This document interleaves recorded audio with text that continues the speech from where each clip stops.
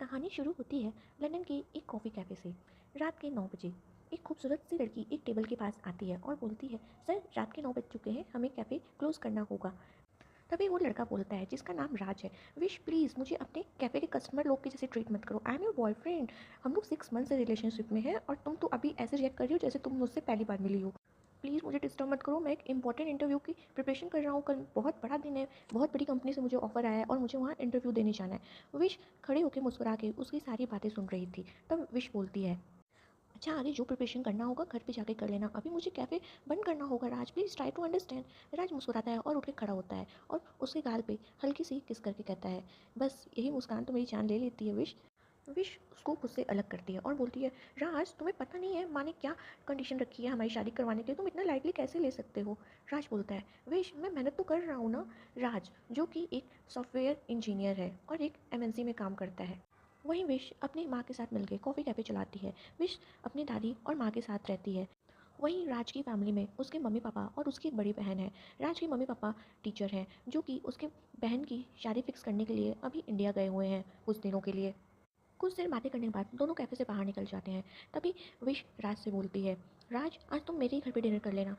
तभी राज चलते चलते रुक जाता है और विश उसको बोलती है, क्या हुआ रुक क्यों गए। राज बोलता है, विश मुझे तुम्हारी हिटलर दादी से मार नहीं खाना है, समझे। पिछले बार का याद है ना, दादी तुम्हारी रहती तो लंदन में है लेकिन उनके ख्यालात अभी भी पुराने ज़माने के ही हैं, समझी। मैं अपने घर पे खा लूँगा, मैं अकेले ही ठीक हूँ। मैंने पिज़्ज़ा ऑर्डर कर दिया है, मेरे पहुँचते पहुँचते पिज़्ज़ा भी आ जाएगा, तो मैं खा के सो जाऊँगा, तुम टेंशन मत लो।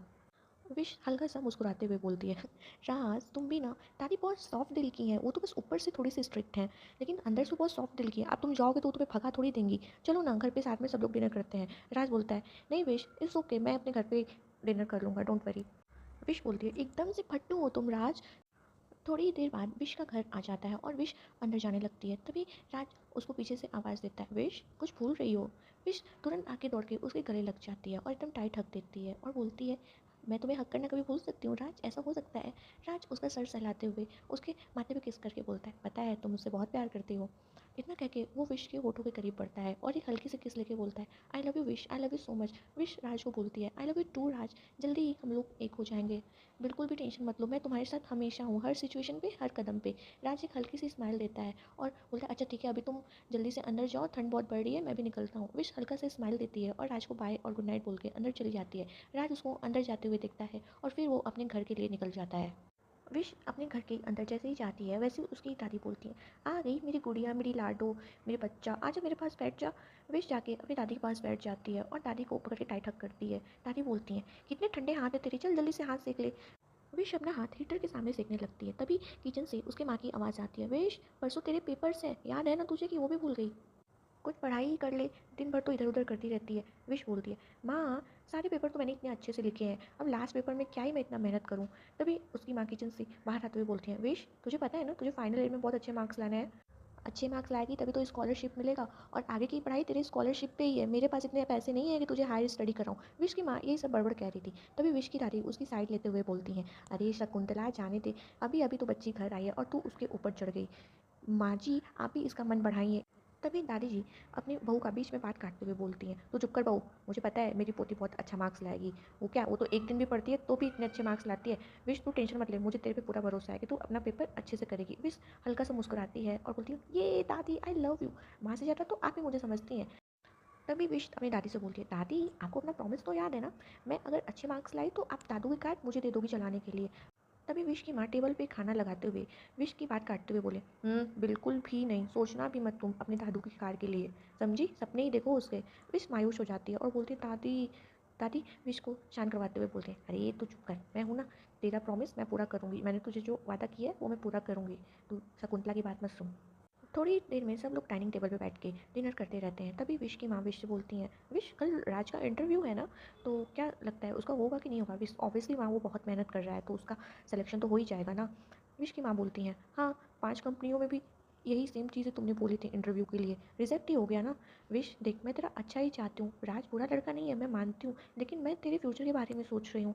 मैं तेरी शादी एक वेल सेटल लड़के से कराना चाहती हूँ और मुझे तेरे फ्यूचर की फ़िक्र है बेटा, मुझे गलत मत समझ।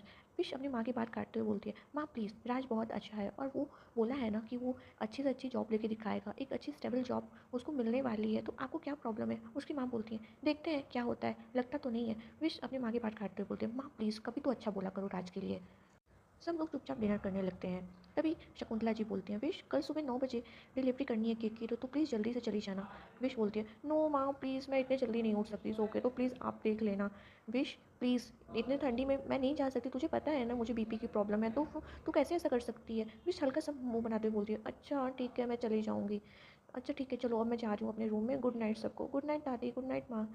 और इतना बोल के विश अपने रूम में चली जाती है। रात को 2 बजे विश अपने रूम में सोई रहती है। तभी उस सपने में, कोई बचाओ, बचाओ मुझे मार देगा, इसको भी मार देगा वो, प्लीज़ छोड़ दो हम दोनों को, प्लीज़ प्लीज़ हमें जाने दो प्लीज़। विश इतना ज़ोर ज़ोर से चिल्लाती है कि उसकी माँ और दादी दौड़े दौड़े उसके रूम में आते हैं और उसके बेड के बगल में बैठ जाते हैं। विश बच्चा उठो, क्या हुआ? गुड़िया क्या हुआ, उठ जा, क्या हुआ, उठ जा। विश की आंखें खुलती हैं और वो उठ के अपनी माँ को हक करके ज़ोर ज़ोर से रोने लगती है और बोलती है, माँ मुझे फिर से वही सपना आया, सेम सपना आया मुझे, मैं पानी में हूँ, मैं डूब रही हूँ और कोई मुझे मार रहा है, और उसको भी। इतना बोल के विश शांत हो जाती है और बेड पे आंख बंद करके लेट जाती है। विश की माँ और दादी परेशानी से एक दूसरे को देखते हैं। तभी विश की माँ बोलती है, माँ जी जब ये 5 साल की थी तब से इसको यही सेम सपना आ रहा है और आज ये पूरे 22 साल की होने वाली है, एक भी दिन ऐसा नहीं हुआ कि इसने ये सपना ना देखा हो।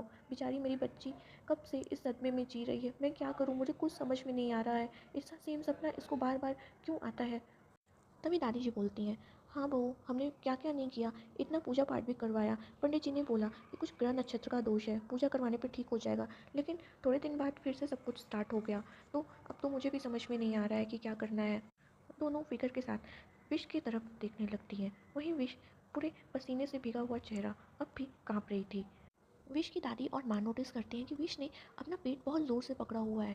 वो विश को उठाते हुए बोलती हैं, विश क्या हुआ, पेट इतना ज़ोर से क्यों पकड़ा हुआ है, क्या हुआ विश? विश अपना आँख खोल के बोलती है, माँ पेट में फिर से बहुत दर्द हो रहा है मेरे, पता नहीं मेरे पेट में राइट साइड बहुत दर्द हो रहा है। विश को उसकी माँ और दादी उठा के बैठाती हैं और उसको पानी पिलाती हैं। विश थोड़ा होश में आती है और दोनों उसका सर सहलाने लगती हैं। अब ठीक है बेटा, तू कैसी है बता। विश के पेट में बचपन से ही सपना देखने के बाद दर्द होने लगता था, लेकिन जब वो अपने सपने से निकल के कुछ देर बैठती थी तो सब कुछ नॉर्मल हो जाता था। विश राज से तो बहुत प्यार करती थी, लेकिन उसने अभी तक अपने सपने के बारे में राज को कुछ भी नहीं बताया था। क्या है विश के सपने का राज, क्या जान पाएंगी उसकी माँ और दादी? फ्रेंड्स, अगर आपको ये कहानी अच्छी लग रही है तो प्लीज़ मेरे चैनल को सब्सक्राइब कर दीजिए और स्टोरी पसंद आ रही है तो लाइक और शेयर कर दीजिए। प्लीज़ हमें सपोर्ट करिए, आगे का पार्ट मैं जल्दी अपलोड कर दूँगी और प्लीज़ अच्छे अच्छे कमेंट्स करिए। Bye and take care.